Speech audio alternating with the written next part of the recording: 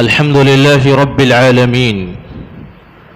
والصلاة والسلام على سيد المرسلين وعلى آله الطيبين الطاهرين وعلى أصحابه الغر الميامين ومن تبعهم بإحسان إلى يوم الدين وبعد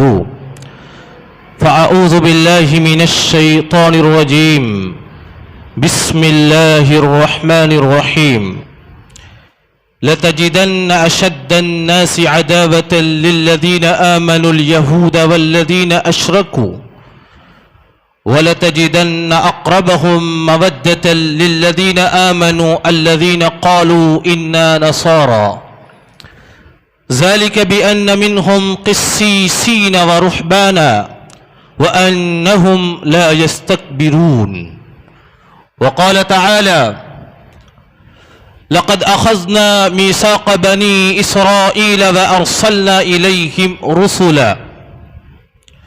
كلما جاءهم رسول بما لا تحوى أنفسهم فريقا كذبوا وفريقا يقتلون رب اشرح لي صدري ويسر لي أمري واحلل عقدة من لساني يفقه قولي سبحانك لا علم لنا إلا ما علمتنا إنك أنت العليم الحكيم صدر باوقار میرے محسن علماء کرام، بزرگوں، نوجوانوں، اسلامی ماؤں اور بہنوں، محرم الحرام کا یہ مہینہ اسلامی کیلنڈر اور اسلامک تقویم کا پہلا مہینہ ہے۔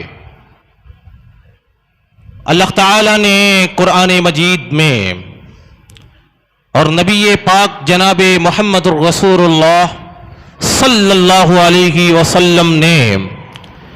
اپنی احادیث نبویہ کے اندر اس مہینے کی متعدد فضیلتوں کو بیان کیا ہے۔ محرم الحرام کا یہ مہینہ حرمت اور عظمت والے ان 4 مہینوں میں سے ایک ہے جن کی تعین اللہ سبحانہ و تعالی نے زمین و آسمان کی پیدائش کے وقت کر دیا تھا۔ چنانچہ اللہ تعالی ارشاد فرماتا ہے ان عدت الشہور عند اللہ 12 شہرا فی کتاب اللہ یوم خلق السماوات والارض منها 4 حرم ذلك الدین القیم فلا تظلموا فیہن انفسکم۔ مہینوں کی تعداد اللہ تعالیٰ کے نزدیک اللہ کی کتاب میں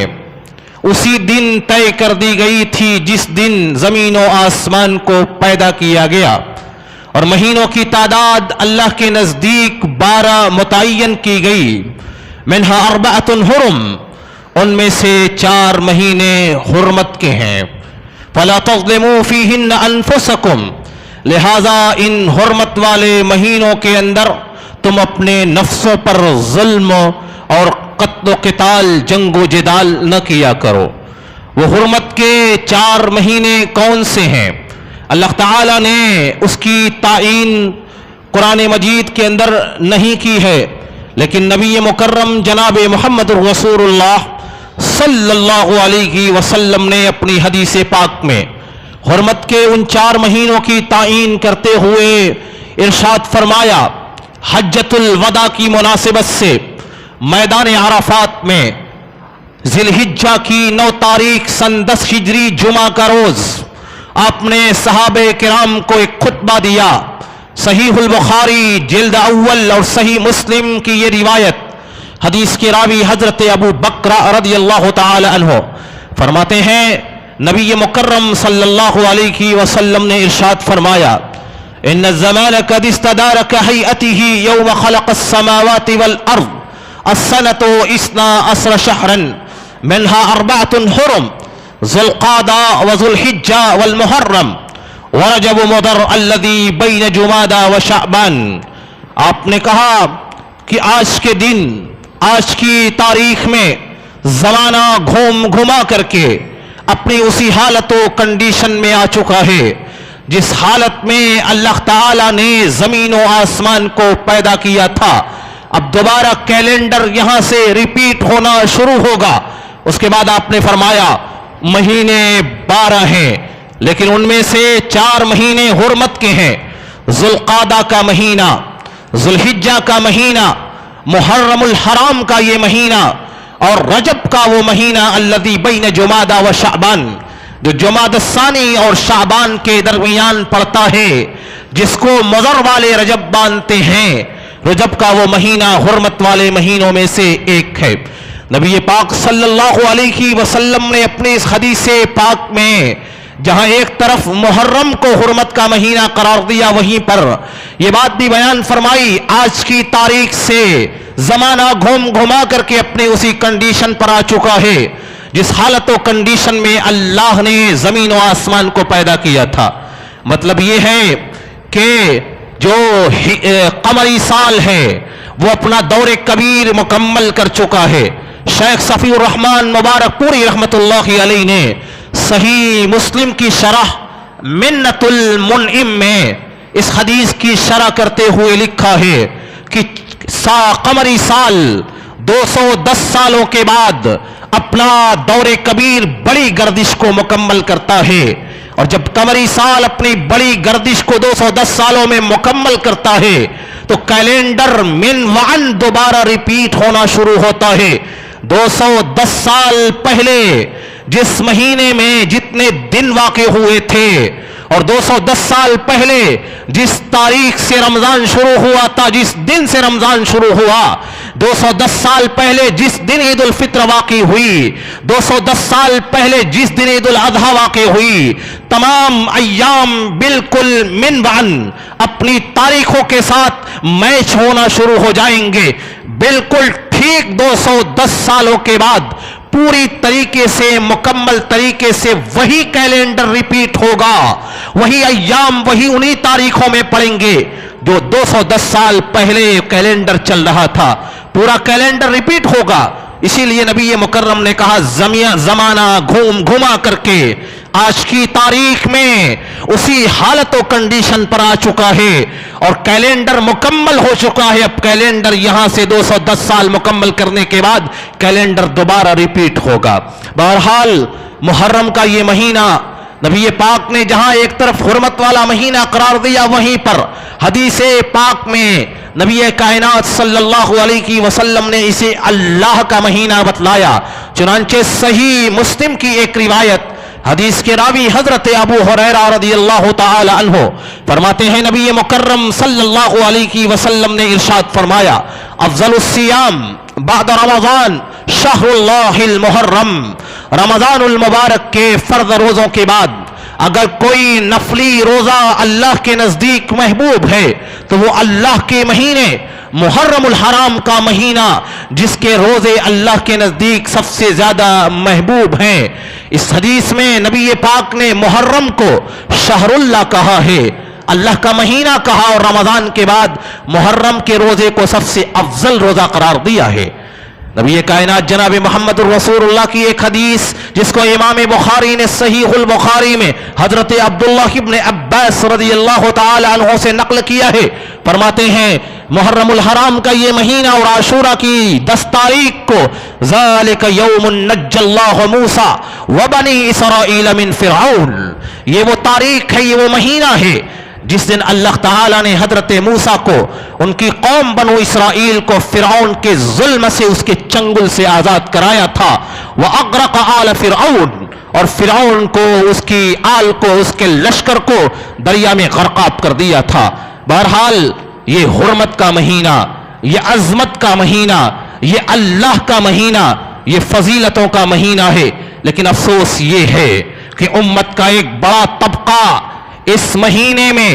بدعات اور خرافات کے اوپر اپنے دین اور اپنے دھرم کو قائم کیے ہوئے ہیں. امت کا ایک طبقہ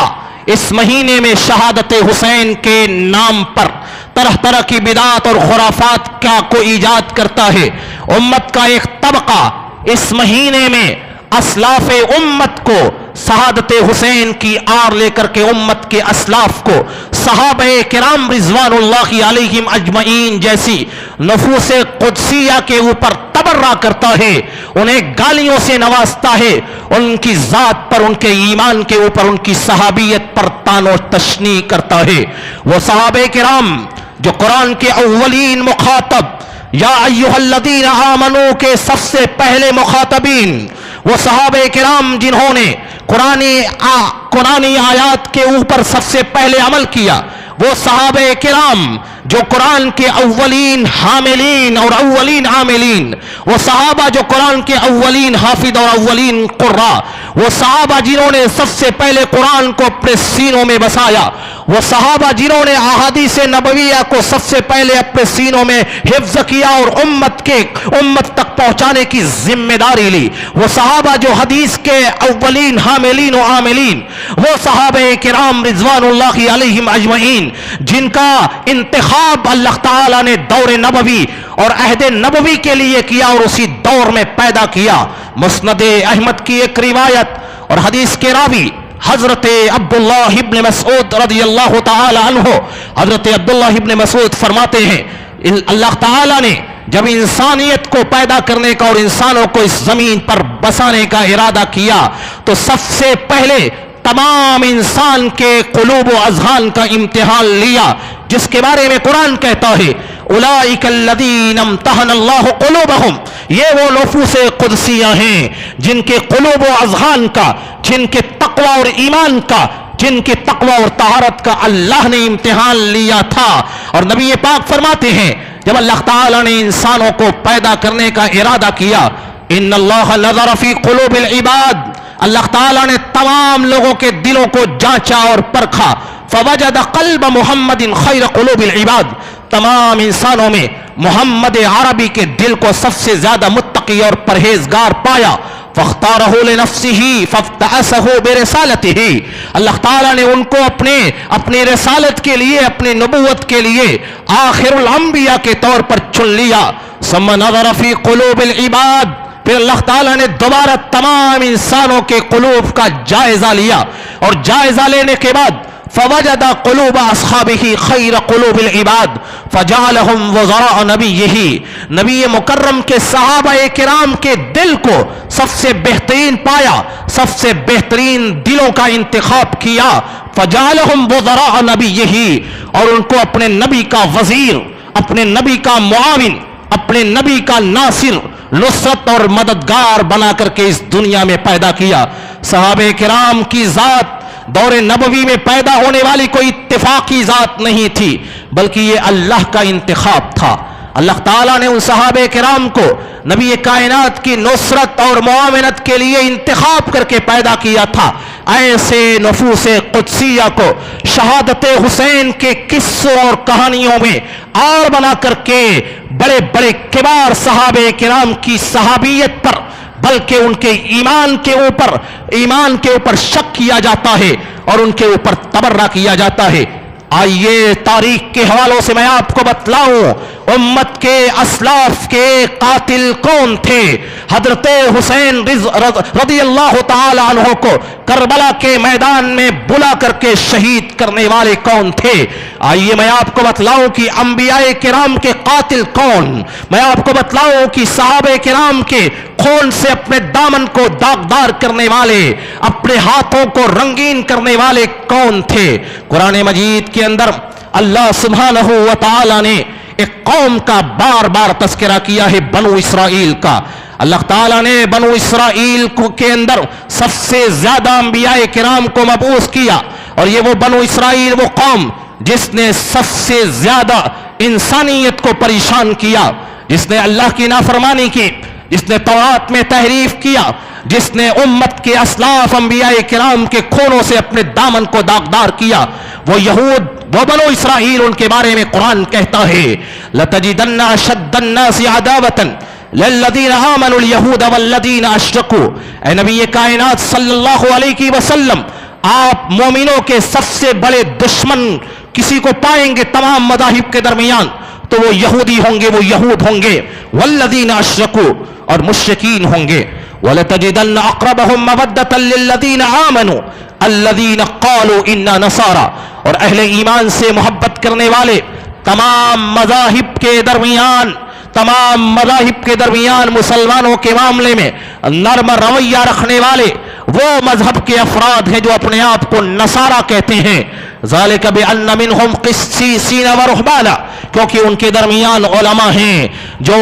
ان کے کتابوں کے جانکار ہیں، ان کے درمیان عباد اور زہاد ہیں جو کبر اور گھمنڈ اور تکبر نہیں کرتے ہیں، جو مسلمانوں کو حقیر اور کمتر اور ان کے بارے میں اپنے دلوں میں زیادہ دشمنیاں نہیں رکھتے ہیں بلکہ نرم رویہ رکھتے ہیں. قرآن مجید کی آیات میں اللہ سبحانہ و تعالی نے یہود کو مسلمانوں کا سب سے بڑا دشمن قرار دیا.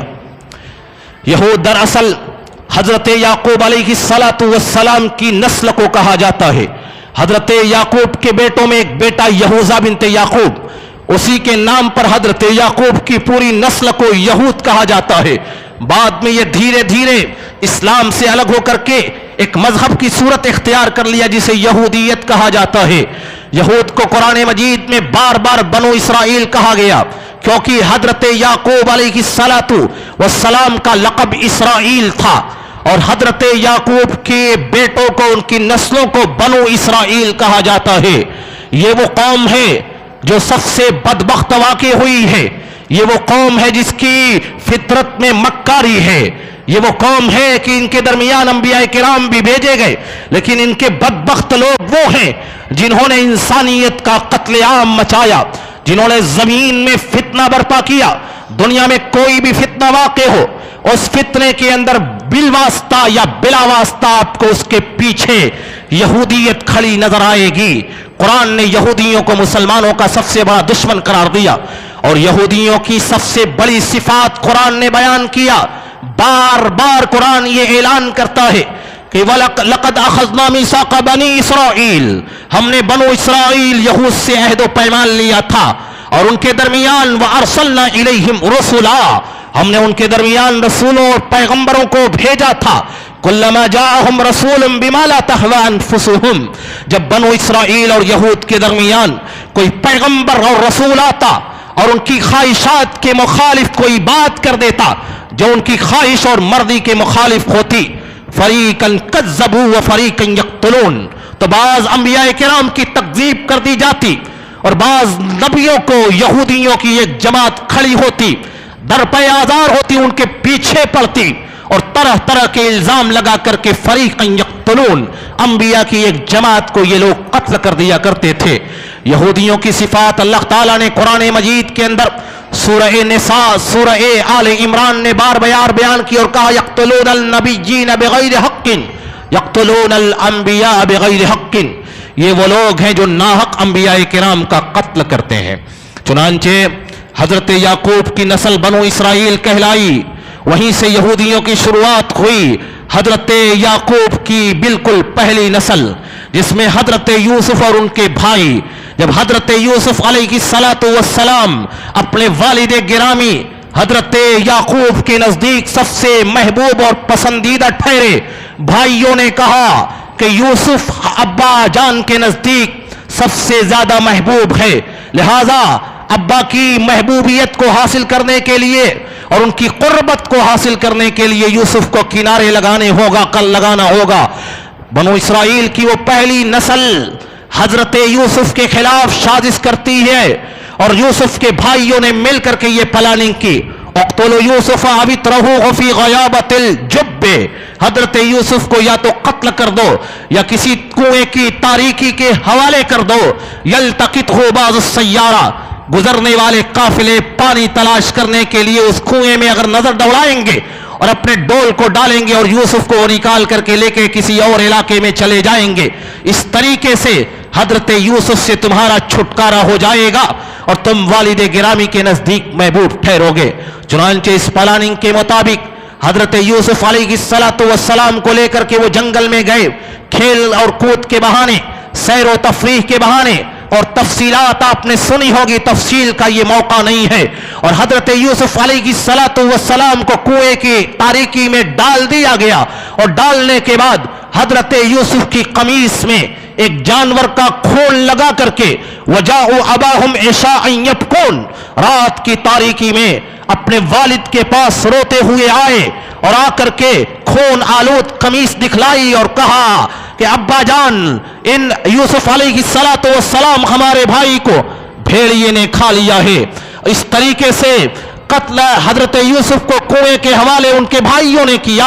اور رات کی تاریکی میں روتے ہوئے ابا جان کے پاس آئے اور یوسف کے قتل کی ذمہ داری بھیڑیے کے حوالے کر دی اور کہا بھیڑیے نے حضرت یوسف کو کھا لیا ہے اور انہیں مار ڈالا ہے۔ اس طریقے سے یہ بنو اسرائیل کی پہلی نسل اور پہلی پیڑھی مکاری اور عیاری کے ساتھ، انسانیت کے ساتھ، ظلم و زیادتی کے ساتھ شروع ہوتی ہے۔ حضرت یوسف کے ساتھ یہ ظلم ہوا، تاریخ آگے بڑھتی ہے۔ انبیاء کرام یہود کے درمیان سب سے زیادہ بھیجے گئے، ان انبیاء کرام کے در پہ آزار ہو کر کے اور پیچھے پڑ کر کے انہوں نے ان کا خون بہایا۔ چنانچہ حضرت شعیاء علیہ السلام، جن کو حضرت ارمیہ بھی کہا جاتا ہے، جب بیت المقدس کی سرزمین پر حضرت شعیاء کو نبی اور پیغمبر بنا کر کے بھیجا گیا،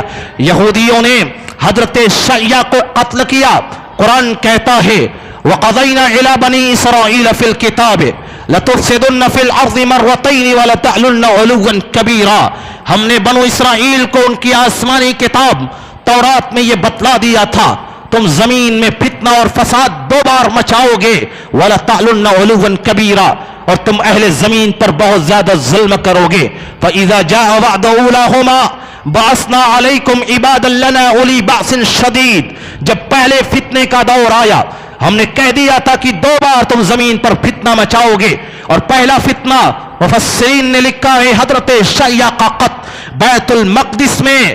یہودیوں نے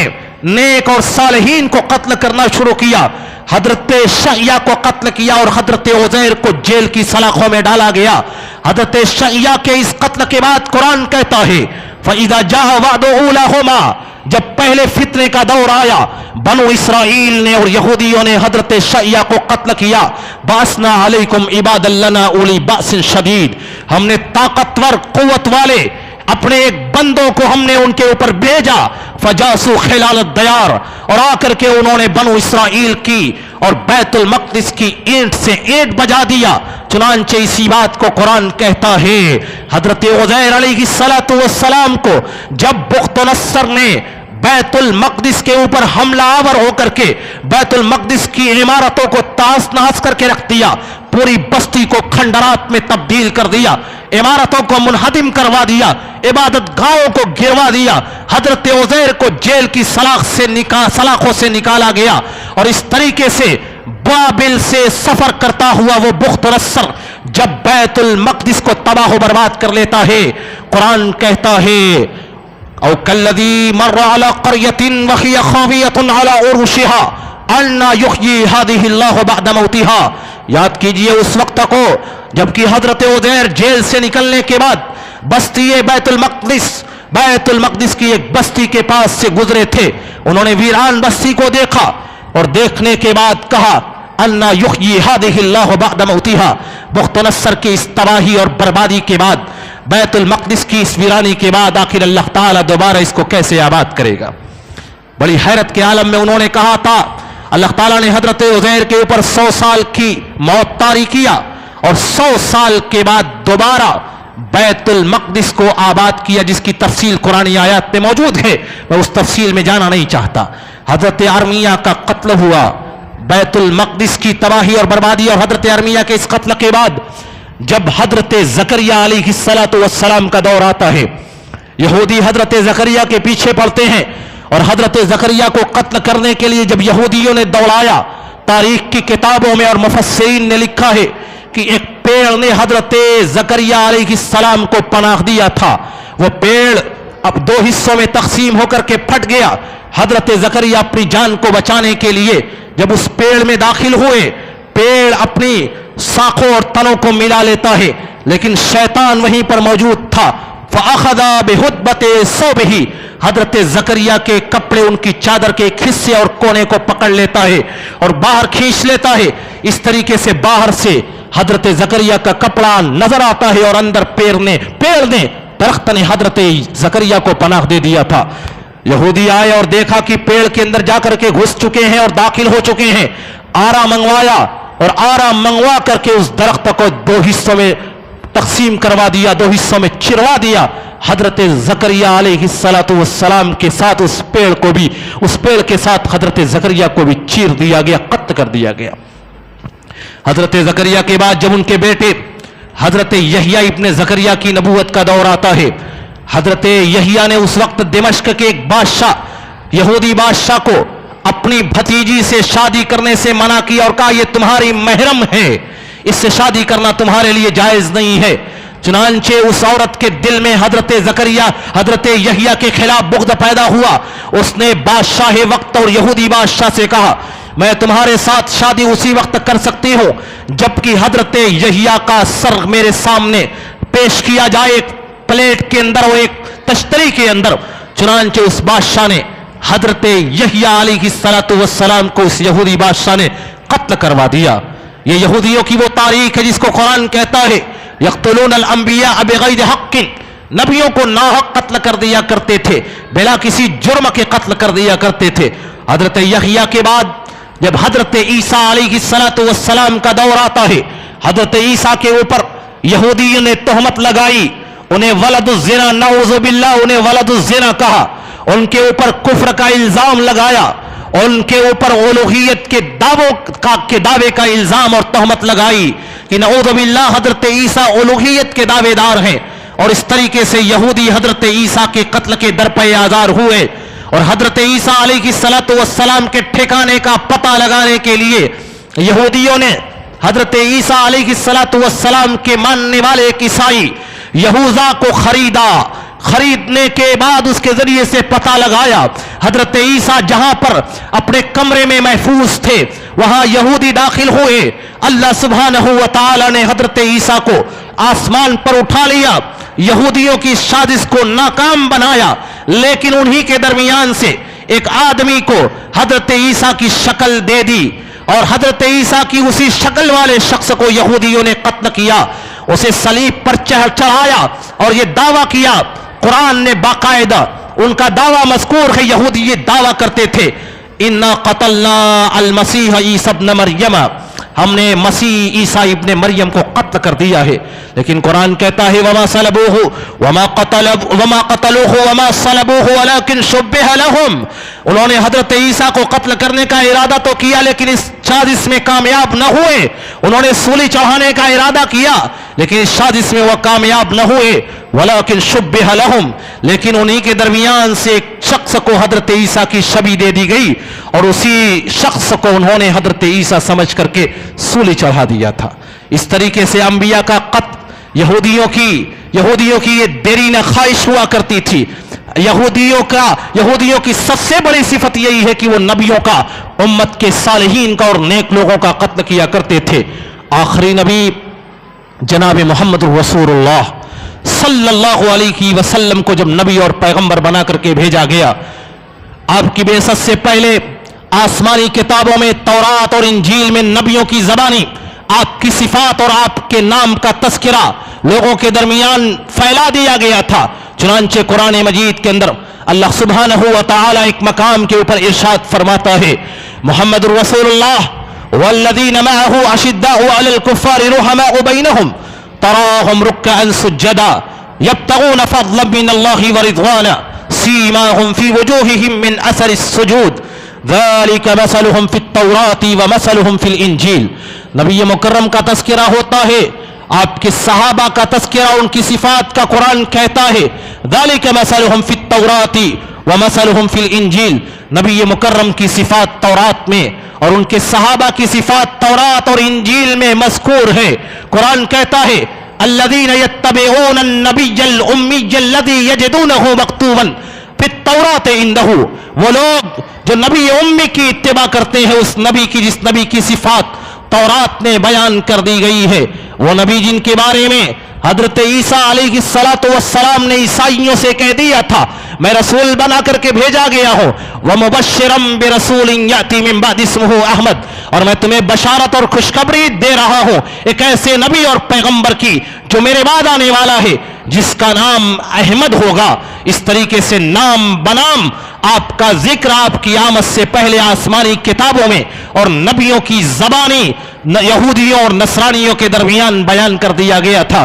आखिरी नबी जनाब मोहम्मद रसूलुल्लाह सल्लल्लाहु अलैहि वसल्लम जब हजरत इस्माइल के नसब से मबऊस हुए, यहूदियों की ये ख्वाहिश थी कि आखिरी पैगंबर आएगा, बड़ा शदीद इंतजार था और उनको ये उम्मीद थी, बल्कि यकीन कामिल था, आखिरी नबी और पैगंबर हजरत इसहाक की नस्ल से, हमारी नस्ल से होगा, हजरत इसहाक की नस्ल से होगा, वो यहूदियों की नस्ल से होगा। लेकिन जब अल्लाह ताला ने नबी आखिरुज़्ज़मा जनाब मोहम्मद रसूलुल्लाह सल्लल्लाहु अलैहि वसल्लम को बनो इस्माइल से भेजा,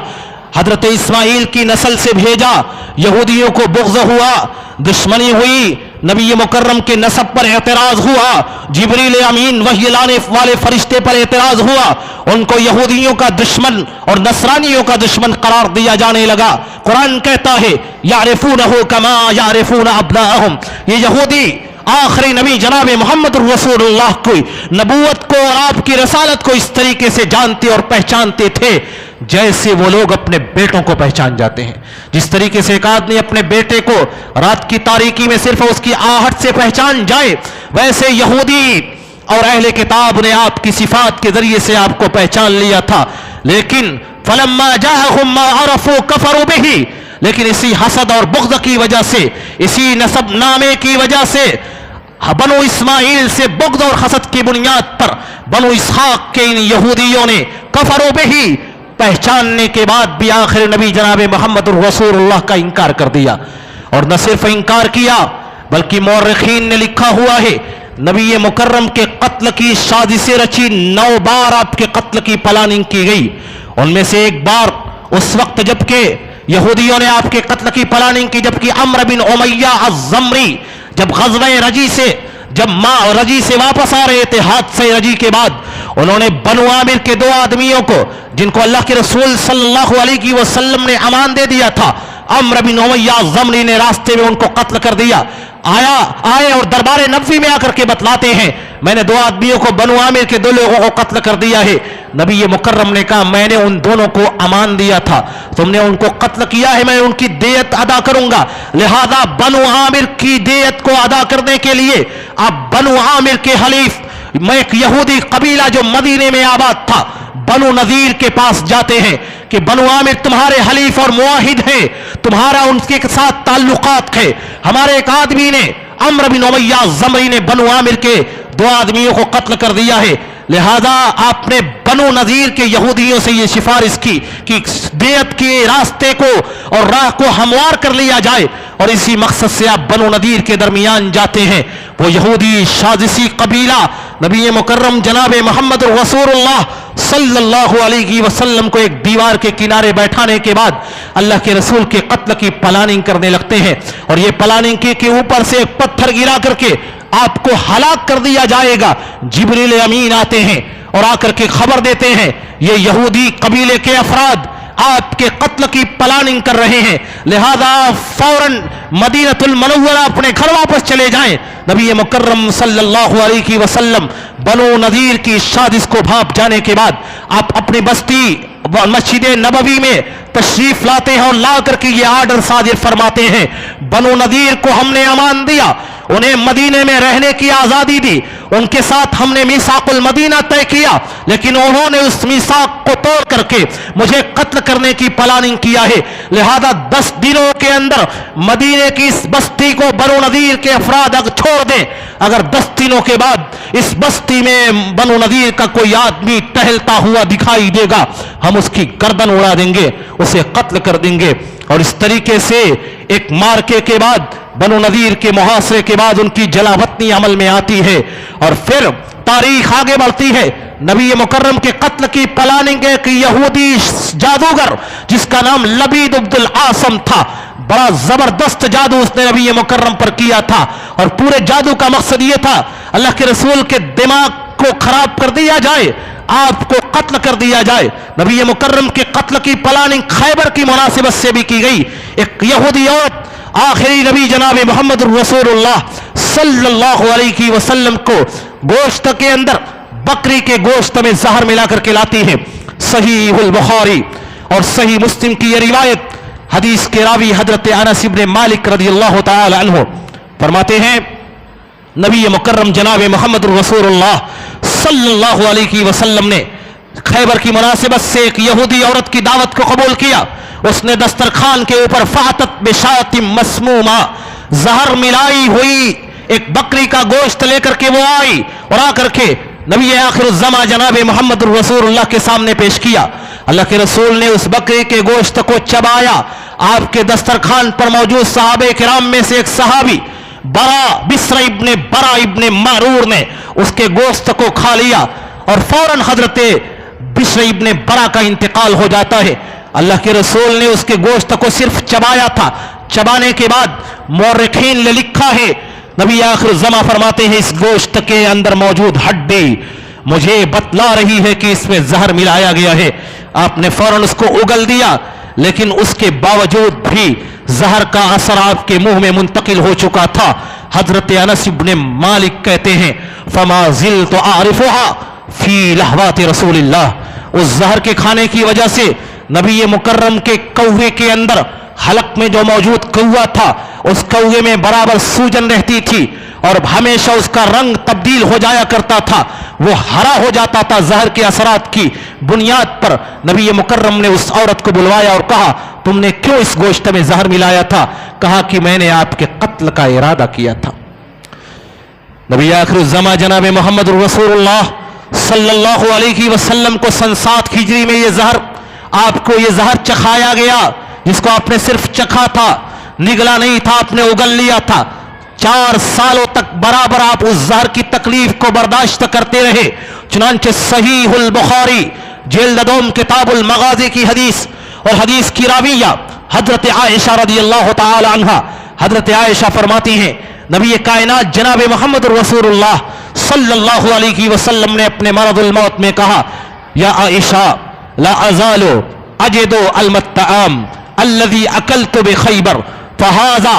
अवानो वजदतु इंक़िताअ अबहरी मिन ज़ालिका अस्सम। आयशा, वो खाना जो मैंने खैबर के मकाम पर सिर्फ चखा था, उस खाने की वजह से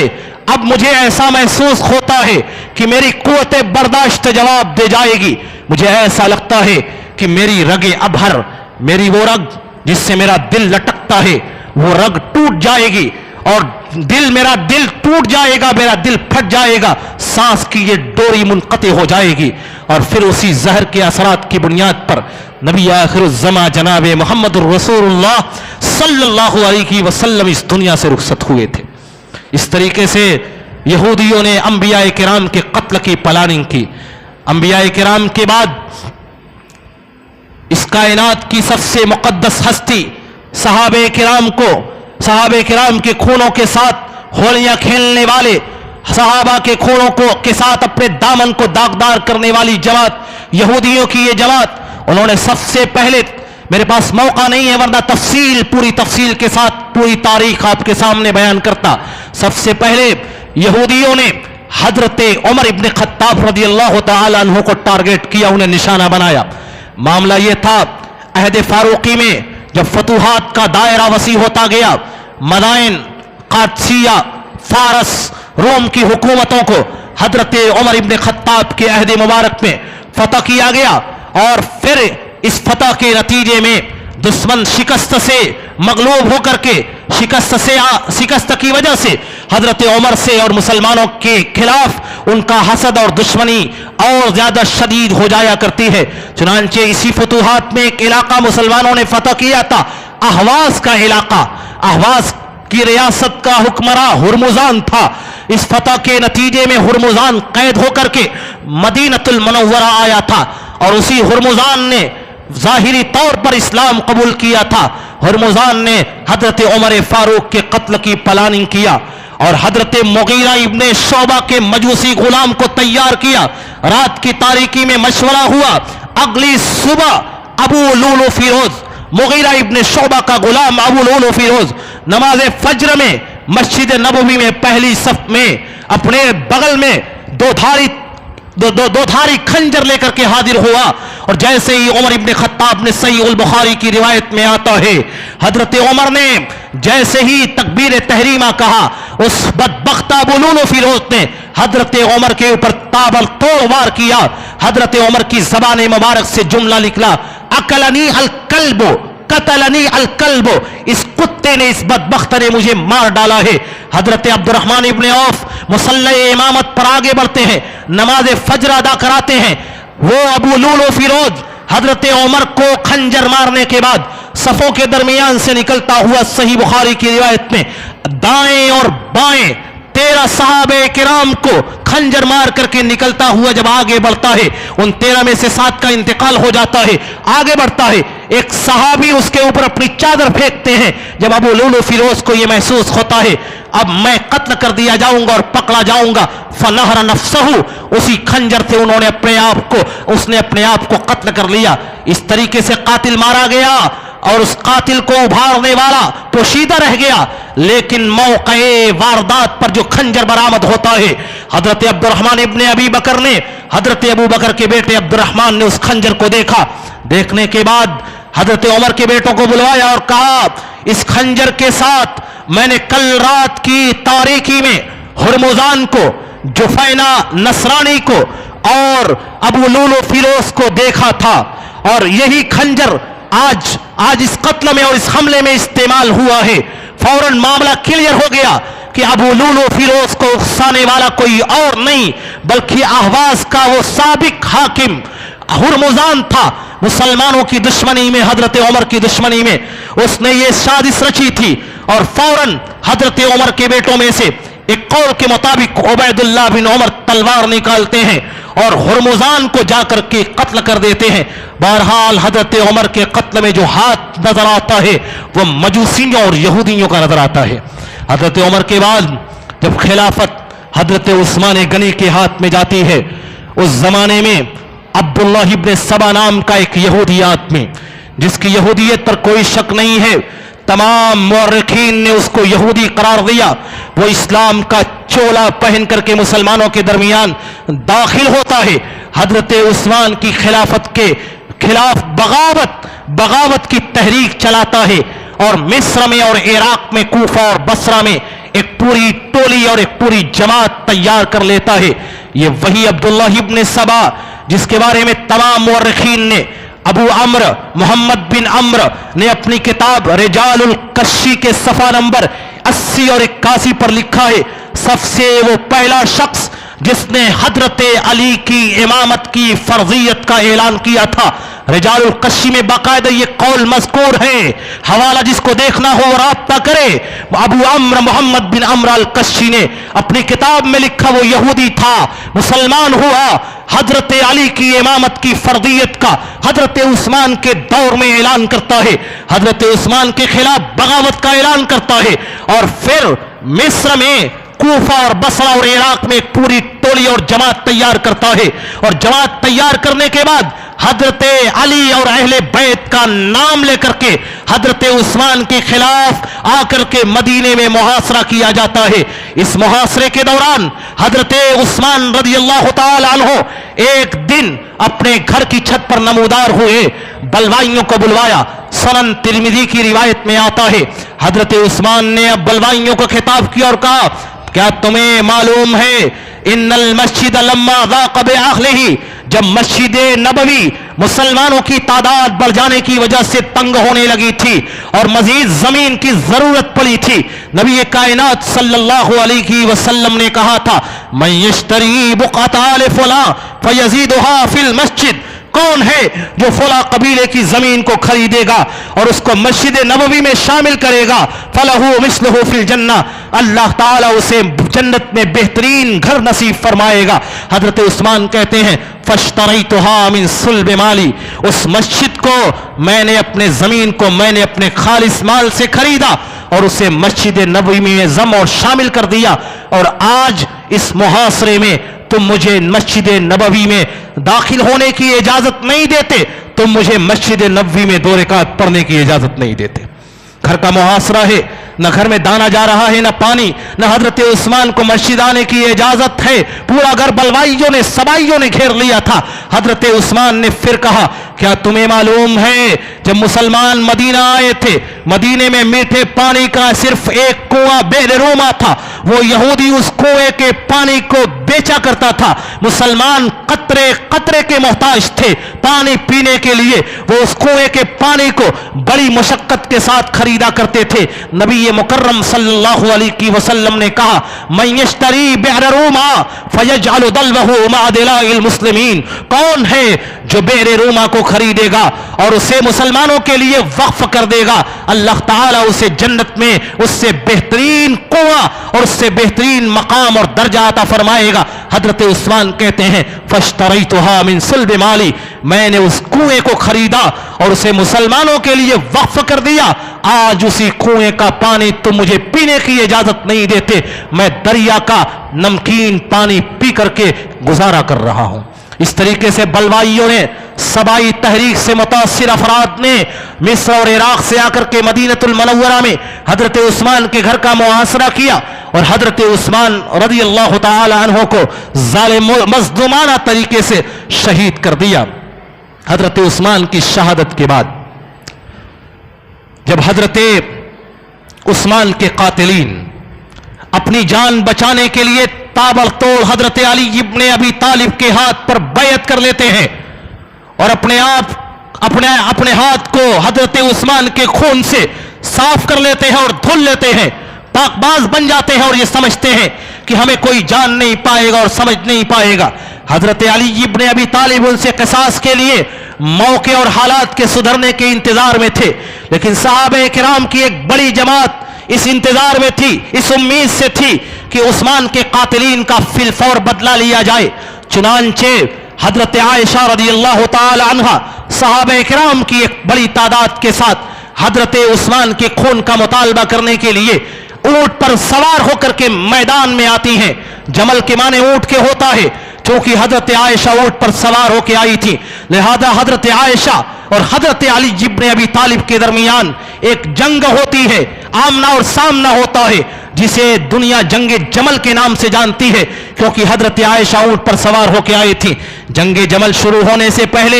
مسلمانوں نے اور صحابہ کرام نے یہ کوشش کی دونوں طرفین کے درمیان صلح کرا لی جائے اور کامیابی کے ساتھ صلح ہو گئی تھی۔ تاریخ طبری میں آتا ہے مسلمان اس بات پر متفق ہو گئے تھے، حضرت علی ابن ابی طالب نے کہہ لیا تھا جب حالات سنجیدہ ہوں گے قاتلین عثمان سے انتقام قصاص اور بدلہ لیا جائے گا، اسی بات پر اتفاق رائے ہوا۔ لیکن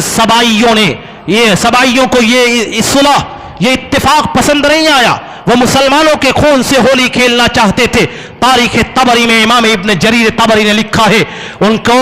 اس صلح کے بعد فجعلوا يتشاورون ليلتهم كلها، وہ پوری رات مشورہ کرتے رہے کہ اگر حضرت علی اور حضرت عائشہ کے درمیان یہ صلح ہوتی ہے فعلی دمائنا، یہ صلح ہمارے سر کے اوپر ہمارے خون کے اوپر ہوگی، لہذا اس صلح کو کسی طریقے سے ختم کیا جائے۔ اور صلح کو ختم کرنے کے لیے اور توڑنے کے لیے سبائیوں نے رات کی اسی تاریکی میں صلح کے بعد حضرت عائشہ کی فوج پر حملہ کیا۔ عبداللہ بن سبا کے ماننے والے افراد نے حضرت عائشہ کی فوج کے افراد نے یہ سمجھا حضرت علی کی فوج نے بغاوت کیا ہے، چنانچہ دونوں میں جنگ چھڑتی ہے اور ہزاروں صحابہ کرام کا خون ان سبائیوں کی سازش کی وجہ سے ناحق رائے گا اور برباد ہو جاتا ہے۔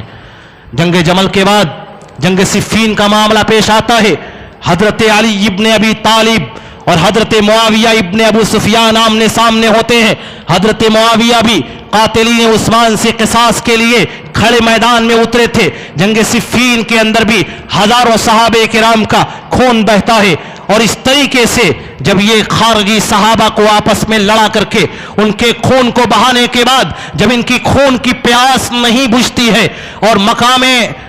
خون کی یہ پیاس نہیں بجھتی ہے، یہ خارجی یہ سبائی حضرت علی ابن ابی طالب کے خلاف بغاوت کرتے ہیں۔ انہیں الہ کے مرتبے پر فائز کرنے والے افراد جو حضرت علی ابن ابی طالب کی الوہیت کے قائل تھے حضرت عثمان کی خلافت کے زمانے میں، کہ ان بلوائیوں اور سبائیوں نے حضرت علی ابن ابی طالب کے خلاف خروج اور بغاوت کیا، चुनांचे हजरत अली ने मकाम नहरवान में एक जंग लड़ी थी जिसे जंगे नहरवान कहा जाता है। उसी जंग में बेशुमार खारिजियों को मारा गया, बागियों को कत्ल किया गया, सबाइयों को बिठा दिया गया। उन्हीं कत्ल होने वाले सबाइयों में से एक खानदान की खातून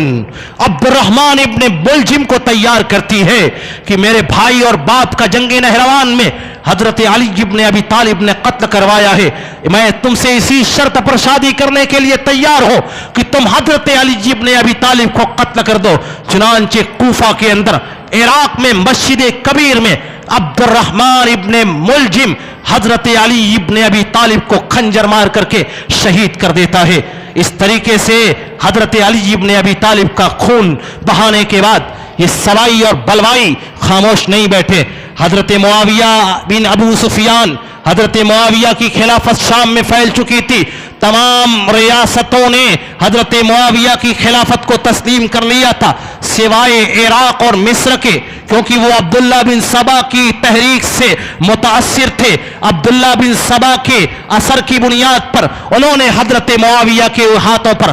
बैअत नहीं किया था और उन्होंने हजरत हुसैन, हजरत हसन इब्ने अबी तालिब को उकसाया कि आप हजरत मुआविया के खिलाफ खड़े हो ताकि मजीद सहाबे किराम का खून और मुसलमानों का खून बहे। लेकिन हजरत हसन, जिनके बारे में नबी कायनात जनाब मोहम्मद रसूलुल्लाह सल्लल्लाहु अलैहि वसल्लम ने एक बार कहा था, इन इब्नी हादा सैयदुन, मेरा बेटा सरदार है। अल्लाह के रसूल ने हजरत हसन को बेटा कहा ये मेरा बेटा सरदार है। इन्नहु युस्लिहु बैनल फ़िअतैनिल अज़ीमैन, ये मेरा बेटा उम्मत की दो बड़ी जमातों के दरमियान, मुसलमानों की बैनल फ़िअतैन मिनल मुस्लिमीन का लफ्ज़ है, मुसलमानों की दो जमातों के दरमियान सुलह कराएगा। चुनांचे हजरत हसन मुसलमानों की दो जमात के दरमियान सुलह कराते हैं और इस तरीके से खिलाफत से दस्तबरदार होकर के हजरत मुआविया के हाथ पर बैयत कर लेते हैं। जब हजरत हसन ने हजरत मुआविया के हाथ पर बैयत कर लिया, इन सबाइयों और बलवाइयों ने, इन फितना परवरों ने हजरत हसन को अलकाब से नवाजा, उन्हें मुज़िल्लुल मोमिनीन कहा, उन्हें आरुल मोमिनीन कहा, उन्हें मुसव्विदो वजूहल मोमिनीन कहा, मुसलमानों के चेहरे पर कालिख पोतने वाला लक़ब दिया, मुसलमानों को जलील करने वाला लक़ब दिया। उन्हें वो मुसलमानों की इज्जत, मुसलमानों के पेशानियों का झूमर हजरत हसन रज़ी अल्लाह तआला अन्हु, जब उन्होंने हजरत मुआविया से सुलह किया, उनके हाथ पर बैअत किया, इन यहूदी, इन सबाइयों ने जो इस्लाम का चोला पहन चुके थे, इन्होंने हजरत हसन को मुज़िल्लुल मोमिनीन, आरुल मोमिनीन और मुसव्विद वजूहिल मोमिनीन कहा। हजरत हसन इब्ने अबी तालिब जब हजरत मुआविया के हाथ पर बैअत कर लेते हैं तो इन सबाइयों ने जहर देकर के बार बार जहर दिया और आखिरी जहर इतना शदीद था कि हजरत हसन इब्ने अबी तालिब का जिगर चाक कर देता है वो जहर, और उसी में हजरत हसन का इंतकाल हो जाता है। बड़ी ही सफाकियत भरी ये तारीख है यहूदियों की और सबाइयों की। हजरत हसन के बाद जब हजरत मुआविया का जमाना गुजरता है, यजीद इब्ने मुआविया को खिलाफत दी जाती है। यजीद इब्ने मुआविया के खिलाफ कूफा वालों ने हजरत हुसैन के नाम खतूत लिखे कि आप कूफा आ जाइए, हम आपके हाथ पर बैयत कर लेंगे। और हजरत हुसैन अल्लाह आलम किस मकसद से बेशुमार खतूत की एक बोरी पा करके हजरत हुसैन कूफा के लिए रवाना होते हैं। वाकई में बड़ी तफसील है, लेकिन मैं उस तफसील में जाना नहीं चाहता। उन खतूत को पा करके अहले कूफा के वो खतूत जो नाम बनाम थे, हजरत हुसैन उन खतूत को लेकर के चंद अफराद और खानदान वालों के हमरा मदीनतुल मुनव्वरा से कूफा रवाना होते हैं। जब कूफा के करीब पहुंचे, मालूम हुआ कि कूफा वाले धोखेबाज हैं। उन्होंने मुस्लिम इब्ने अकील को, जो हालात का पता लगाने के लिए गए थे, उन्होंने मुस्लिम इब्ने अकील को कत्ल कर दिया। हजरत हुसैन ने अपने इरादे को बदला और कहा मुझे यजीद के पास जाने दिया जाए या मुझे वापस जाने दिया जाए। चुनांचे हजरत हुसैन अपना रास्ता बदलते हैं और कूफा से अपना रुख दिमश्क और शाम की जानिब करते हुए जब करबला के मैदान में पहुंचते हैं, ये बात याद रखिए, करबला का मैदान कूफा के रास्ते में नहीं पड़ता है, वो मदीनतुल मुनव्वरा से जाते हुए करबला के करीब, करबला के रास्ते में, दिमश्क और शाम के रास्ते में करबला का वो मैदान पड़ता है। کوفہ کے وہ قریب نہیں ہے. چنانچہ جب کربلا کے میدان میں یہ پہنچے، دمشق اور شام جا رہے تھے، یزید کے پاس کوفہ کی غداری انہیں معلوم ہو چکی تھی. وہ کوفہ جنہوں نے حضرت سعد ابن ابی وقاص کے اوپر الزام لگایا تھا. سعد ابن ابی وقاص صحابی رسول 10 مبشرہ میں سے، الزام یہ لگایا تھا کہ حضرت سعد کو نماز پڑھانے کا طریقہ نہیں معلوم ہے. وہ کوفہ والے کوفی جنہوں نے حضرت ولید ابن عقبہ جو صحابی ہیں ان پر الزام لگایا تھا، صحیح مسلم کی روایت، کہ حضرت ولید ابن عقبہ ہمیں شراب پی کر کے نماز پڑھاتے ہیں. اور حضرت ولید ابن عقبہ کے خلاف 2 کوفیوں نے گواہی بھی دے دی، اور اس گواہی کی بنیاد پر، اس جھوٹی گواہی کی بنیاد پر صحابی رسول والی کوفہ حضرت ولید ابن عقبہ کے پیٹ کے اوپر کولے بھی برسائے گئے، حد بھی نافذ کی گئی. یہ وہ بدبخت قوم حضرت حسین رضی اللہ تعالیٰ عنہ نے کوفہ کی اس بدبختی کو دیکھا اور دیکھا کہ وہ باغی ہیں، وہ دھوکہ دینے والے ہیں. چنانچہ ان کے ارادے کو بھانپ لیا اور حضرت حسین دمشق کے راستے کو روانہ ہوئے. کربلا کے میدان میں جب پہنچے، کوفیوں نے یہ سمجھ لیا تھا، سبائیوں نے یہ جان لیا تھا کہ نام بنام خطوط حضرت حسین کے پاس. چنانچہ انہوں نے کہا کہ یہ وہ نشانی ہے، یہ وہ دلیل ہے، یہ وہ علامت ہے، یہ وہ پہچان ہے جس کے ذریعے سے ہم پکڑے جائیں گے اور یزید ایک ایک کو چن چن کر کے ہمیں قتل کرنے آئیں گے. چنانچہ انہوں نے خطوط اور ساری نشانیوں کو اور ساری علامات کو مٹانے کے لیے حضرت حسین کے قتل کی پلاننگ کی، اور کربلا کے میدان میں حضرت حسین کو قتل کرنے سے پہلے خیمے میں آگ لگائی، خطوط کی بوریوں کو جلا دیا تاکہ ساری نشانیاں، سارے علامات مٹ جائیں. اور علامات کو مٹانے کے بعد انہوں نے حضرت حسین رضی اللہ تعالیٰ عنہ کو اسی کربلا کے میدان میں مظلومانہ طریقے سے شہید کیا. اس شہادت کے بعد وہ کوفی اس میدان سے چھٹ گئے، وہاں سے فرار ہوئے، اور پھر فرار ہونے کے بعد اس قتل کا الزام جھوٹے مکار راویوں نے اور تاریخ کے کوڑے دان میں بیٹھے ہوئے ایسے جھوٹے مورخین نے اس قتل کا الزام یزید ابن معاویہ کے سر کے اوپر لا کر کے ڈال دیا. اس طریقے سے حضرت حسین کو قتل کیا گیا. حضرت حسین کے جب خاندان کے افراد کوفہ جاتے ہیں، چنانچہ علی اصغر امام زین العابدین علی بن حسین بن علی ابن ابی طالب، جن کے بارے میں فرزدق نے کہا تھا هذا الذي تعرف البطحاء وطأته والبيت يعرفه والهل والحرم. علی ابن حسین جب اپنے گھر کی عورتوں کے ساتھ کوفہ جاتے ہیں، کوفہ والوں کو دیکھا کہ ان کی عورتیں گھروں سے نکل کر کے حضرت حسین کی شہادت کا ماتم منا رہی ہیں اور رو رہی ہیں. حضرت علی بن حسین امام زین العابدین علی اصغر نے کہا کہ تم کس لیے رو رہی ہو اور کس کی شہادت پر؟ اگر تم لوگوں نے اور تمہارے اس کوفہ والوں نے ہمیں اور ہمارے اہل بیت کو قتل نہیں کیا ہے، فمن قتلنا، تو ہم کو کس نے قتل کیا ہے؟ اہل بیت کا بھی یہی نظریہ تھا. ہمارے قاتل کوفہ کے سبائی تحریک کے متاثر افراد تھے جو سبائی تحریک میں شامل تھے. اہل بیت کا یہی نظریہ تھا. چنانچہ علامہ ابن عبد ربہ نے اپنی کتاب العقد الفرید میں سکینہ بنت الحسین کیا کے حوالے سے لکھا ہوا ہے، حضرت سکینہ بنت الحسین کے شوہر کو جب قتل کیا گیا، حضرت سکینہ نے اہل کوفہ کو خطاب کرتے ہوئے کہا تھا قتلتم ابی وجدی واخی وامی وزوجی ایتمتمونی صغیرہ وایمتمونی کبیرہ. تم نے میرے بابا حسین کو قتل کیا، تم نے میرے دادا علی ابن ابی طالب کو شہید کیا، تم نے میرے چچا حضرت حسن کو مار ڈالا، تم نے میرے بھائی کو قتل کیا، اب تم نے میرے شوہر کو قتل کر دیا ہے. ایتمتمونی صغیرہ، بچپن میں تم نے مجھے یتیم بنا دیا تھا، وایمتمونی کبیرہ، جب میں بڑی ہوئی ہوں، میری شادی ہوئی، تم نے مجھے ایجم اور تم نے مجھے بیوہ بنا دیا، میرے شوہر کو قتل کر دیا. اہل کوفہ کو خطاب کر کے حضرت سکینہ نے یہ بات کہی. اہل بیت کا یہی نظریہ تھا کہ حضرت حسین کے قاتل اہل کوفہ ہیں. کوفہ کے وہ افراد ہیں جو سبائی تحریک سے متاثر، جو اسلام کا لبادہ اوڑھ کر کے یہودی صفت افراد تھے، انہوں نے حضرت حسین کو قتل کیا تھا. یہی بات حضرت عبداللہ ابن عمر رضی اللہ تعالی عنہ سے صحیح البخاری کی ایک روایت میں آتی ہے. صحیح البخاری کی یہ حدیث، اور حدیث کے راوی ابن ابی نعم فرماتے ہیں حضرت عبداللہ ابن عمر کے پاس ایک آدمی آتا ہے اور آ کر کے مچھر کے خون کے بارے میں پوچھتا ہے. یہ روایت سنن ترمذی میں بھی موجود ہے. مچھر کے خون کے بارے میں پوچھتا ہے کہ مچھر کا خون اگر ہمارے کپڑے پر لگ جائے تو اس کا کیا حکم ہوگا, اس کپڑے کا کیا حکم ہوگا, وہ کپڑا نجس ہوگا, ناپاک ہوگا یا نہیں ہوگا. حضرت عبداللہ بن عمر نے کہا ممن انتم, تم کہاں سے آئے ہو؟ کہا من اہل العراق, ہم عراق کے رہنے والے ہیں. حضرت عبداللہ بن عمر نے کہا قتلتم ابن الرسول,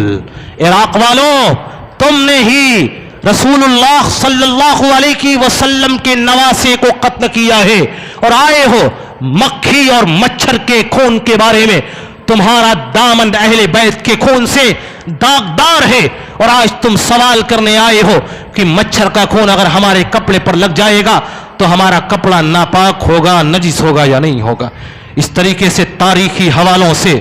اور احادیث کی کتابوں سے یہ بات بالکل ثابت ہے. اہل بیت کے قاتل, انبیاء کے قاتل وہ یہودی ہیں, صحابہ کے قاتل وہ یہودی ہیں جنہوں نے اسلامی چولا پہن کر کے مسلمانوں کی صفوں میں داخل ہوا جو داخل ہوئے تھے, اور جنہوں نے مسلمانوں کو نقصان پہنچانے کی غرض سے اسلام قبول کیا تھا, جن کا ایک الگ دھرم تھا, جن کا ایک الگ مذہب تھا. اگر فتنے کا اندیشہ نہ ہوتا میں تاریخی روایات کے حوالے سے بتلاتا یہ سبائی کون تھے. چنانچہ میں حوالے صرف دے کر کے اپنی بات کو آگے بڑھاؤں گا. علامہ ابن حزم الاندلسی نے اپنی کتاب الفصل فی الملل والنحل میں, علامہ شہرستانی نے اپنی کتاب الملل والنحل میں, علامہ ابن جریر طبری نے اپنی کتاب تاریخ الامم والملوک میں, علامہ ابن کثیر نے اپنی کتاب البدایہ والنہایہ میں یہ بڑے واضح انداز میں لکھا ہے. عبداللہ بن سبا کون تھا, یہ کس مذہب کا بانی تھا, اس نے کون سا دھرم ایجاد کیا تھا؟ معاملہ وہی ہوا کہ حضرت یوسف علیہ السلام کو کنویں میں ڈالنے کے بعد وجاءوا اباہم عشاء یبکون, رات کی تاریکی میں اپنے ابا جان کے پاس یہ لوگ روتے ہوئے آتے ہیں اور آ کر کے کہتے ہیں اکلہ الذئب, حضرت یوسف کو بھیڑیے نے کھا لیا ہے. بھیڑیا حضرت یوسف کے خون سے بالکل بری تھا. ایسے ہی صحابہ کرام امت کے یہ اسلاف, یہ صحابہ کی جماعت اہل بیت کے خون سے بالکل بری ہے جیسے بھیڑیا حضرت یوسف کے خون سے بری تھا. ہمارے درمیان ماہ محرم آتا ہے, تاریخ کے کوڑے دان سے واقعات روایات بیان کیے جاتے ہیں. ابو مخنف جیسے کذاب راویوں کے حوالے سے جھوٹی موٹی تاریخ بیان کر کے صحابہ کرام کے اوپر تبرہ کیا جاتا ہے, ان کے ایمان کے اوپر, ان کی صحابیت کے اوپر شک کیا جاتا ہے. نوجوانوں ضرورت اس بات کی ہے محقق تاریخ پڑھنے کی, محقق تاریخ سننے کی ضرورت ہے تاکہ امت کے وہ افراد, ہمارے منہج کو ماننے والے وہ نوجوان جو اہل بیت کی محبت رکھتے ہیں, اور اہل بیت کی محبت ہمارے ایمان کا جز ہے, ہمارے ایمان کا حصہ ہے, جو اہل بیت کی محبت رکھتے ہیں, کہیں ایسا نہ ہو کہ اہل بیت کی محبت میں صحابہ سے بغض رکھنے لگ جائیں اور پھر وہ رافضی قرار پائیں. لہذا ضرورت اس بات کی ہے تاریخ کو پڑھا جائے اور صحیح تاریخ کو جاننے اور سننے کی کوشش کیا جائے. امت کا ایک بڑا طبقہ جھوٹی اور من گھڑت روایات کو سن کر کے یزید سے بھی بدظن ہے, صحابہ کرام سے بھی بدظن ہے. قرآن کہتا ہے ایاکم والظن یا ایھا الذین آمنوا اجتنبوا کثیرا من الظن, عام مسلمانوں سے بدظنی اختیار کرنے سے ہمیں منع کیا گیا ہے. ہم صحابہ کرام کے بارے میں بدظن ہو جائیں, اپنے دلوں میں ان کے خلاف بدگمانی پیدا کر لیں. وہ امت کے وہ اسلاف, وہ سنہرے دور کے افراد جن کے بارے میں نبی مکرم نے کہا تھا خیر القرون قرنی, دنیا کا سب سے بہترین دور میرا دور ہے, میرے صحابہ کا دور ہے. وہ قرون ثلاثہ جن کے خیر ہونے کی اللہ کے رسول نے گواہی دی ہے, اگر ہم ان کے بارے میں بدگمانی رکھتے ہیں بغیر کسی شاہد, بغیر کسی محقق دلیل کے, تو پھر ہم گنہگار ہوں گے. لہذا ضرورت اس بات کی ہے, وقت کافی ہو چکا ہے. اللہ تعالیٰ سے دعا ہے کہ الہ اللہ عالمین تو مسلمانوں کو عقل سلیم عنایت فرما، رب العالمین تو ہمیں حق کو تلاشنے اور حق کے مطابق عمل کرنے کی توفیق عنایت فرما، رب العالمین جب تک تو ہمیں زندہ رکھ اسلام کے مطابق عمل کرنے کی توفیق عنایت فرما، آمین۔ وآخر دعوانا ان الحمد للہ رب العالمین، والسلام علیکم ورحمۃ اللہ۔